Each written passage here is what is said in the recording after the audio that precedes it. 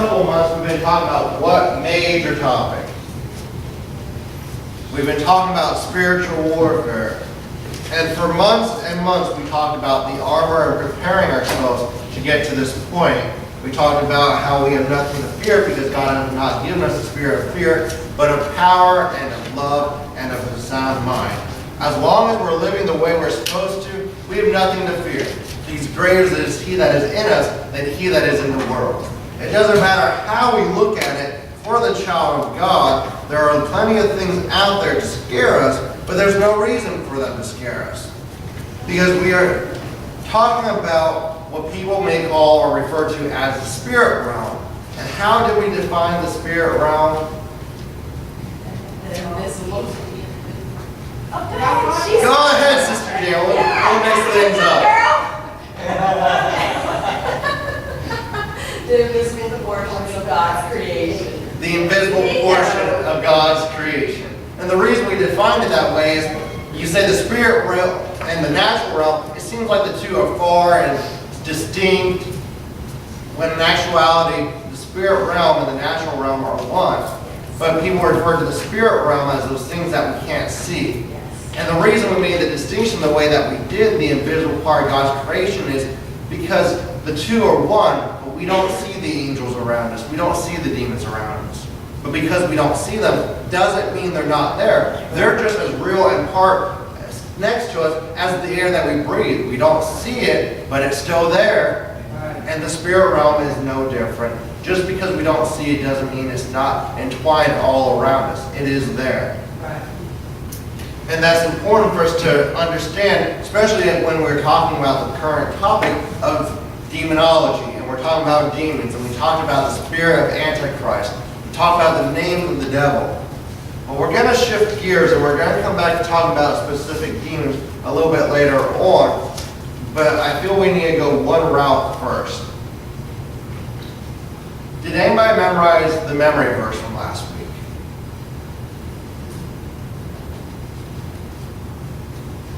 This is a definitive verse for us as Pentecostals.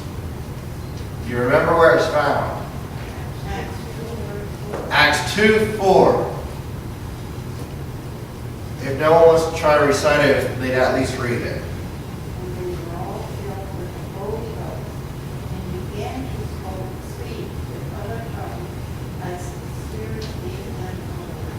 And they were all filled with the Holy Ghost and began to speak with other tongues as the Spirit gave utterance. And just a clarification, we spent the last 2 weeks looking at a documentary on Azusa Street. So that's why we chose that verse. Because we were seeing where our roots and where we came from. And we also see some things that we're missing in the church today.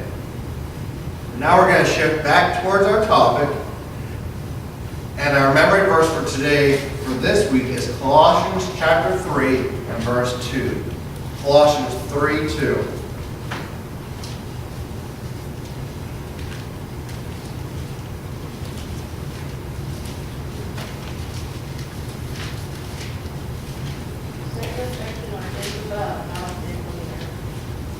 Set your affection on things above, not on things on the earth. Let me just find this to mark it for next week.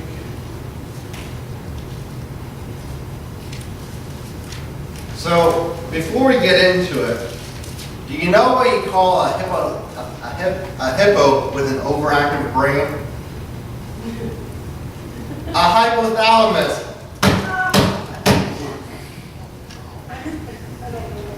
The hypothalamus is a section of your brain. Oh, okay. That helps us get the joke.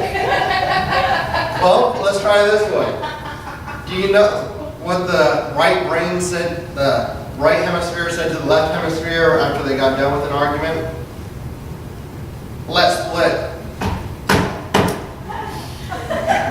Anthony would like this. Okay, one more. Do you know what a brain does when it sees its friend across the street? Run to it, right? No, it sends a brainwave.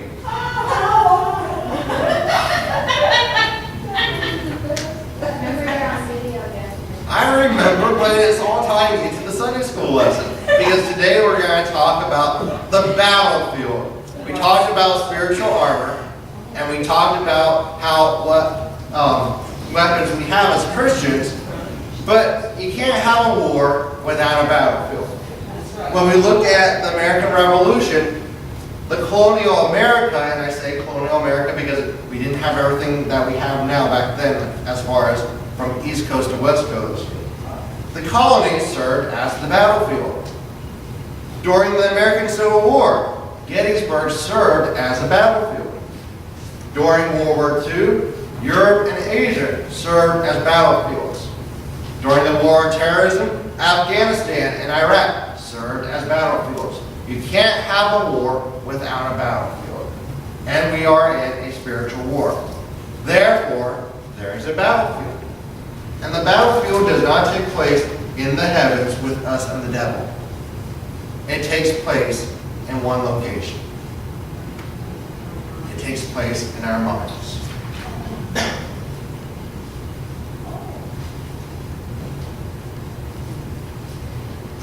And when we, like I said, there exists one main battlefield when it comes to us and demons. Demons fight on the mind. When we look at man as a whole, we are a tripartite being, which means we have three main parts. We are creating God's image. There are three parts to God: the Father, the Son, and the Holy Ghost. There are three parts to man. Man consists of the body, the soul, and the spirit. Let's just look at some of these verses right here. Man consists of a body. The Hebrew word betin is used in this verse. If someone would please find Deuteronomy chapter 28 and verse 4. Deuteronomy 28 and verse 4.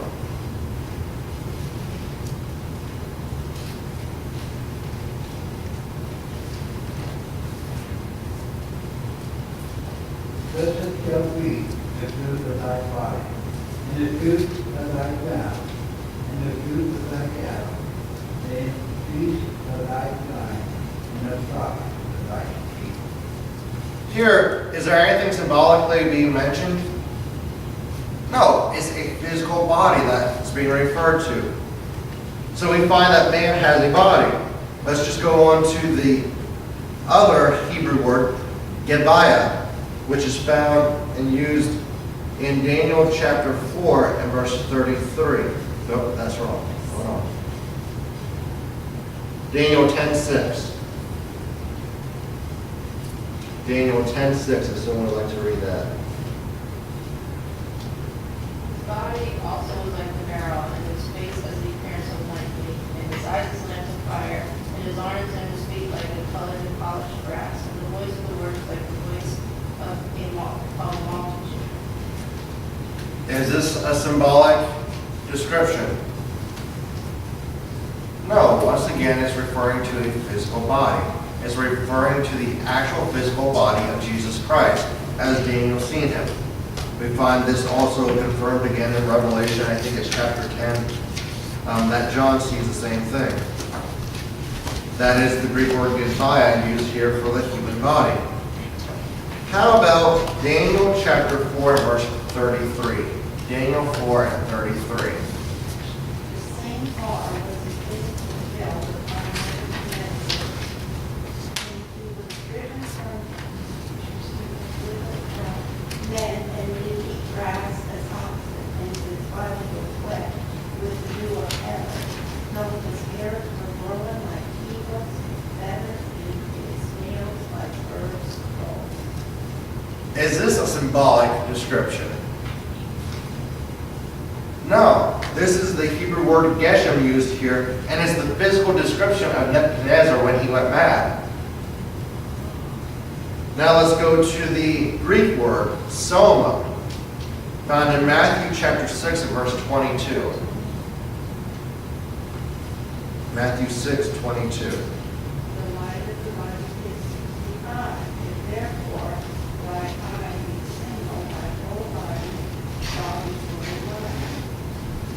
They're the light of the body, the physical body is the eye. So man is composed of a body. How about his soul? With the Hebrew word nephesh, if someone would please find Genesis chapter 12 and verse 13. Genesis 12, 13. Say, I pray thee, thou art my sister, that it may be well with me for thy sake, and my soul shall live because of thee. Then the Greek word for soul, esouche, if someone would please read Mark chapter 8 and verse 36.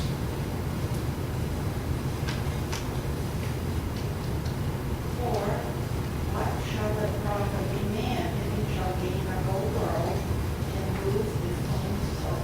So man consists of a body, a soul, and how about a spirit? The Hebrew word rock is used in this verse. How about Deuteronomy chapter 2 and verse 30?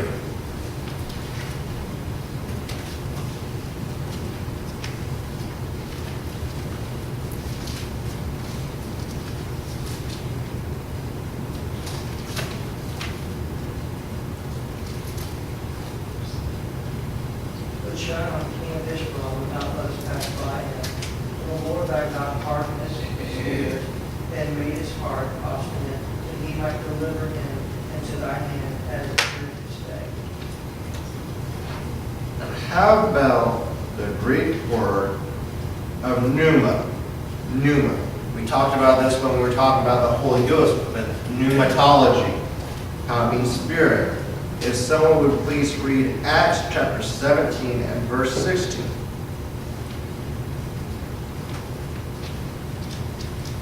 Now while Paul waited them in Athens, the Spirit stirred in him, and he saw the city holy given to idolatry. His spirit, pneuma, was stirred in him, and he saw the city wholly given to idolatry. Another topic we'll discuss at a later time. But as we see, the Bible clearly portrays that man has three parts: body, physical body, a soul, and a spirit. These three make up man. The devil's battlefield is not the human spirit, because the spirit portrays the true nature of the heart. If the individual has a heart after God, then his or her actions will correspond to the proper godly actions. When you're thinking about your actions, that's not the first place that those actions originate. They are only manifested through the body. If the heart is wicked, then the individual will react in a manner pleasing to the devil, and that opposite of what God desires.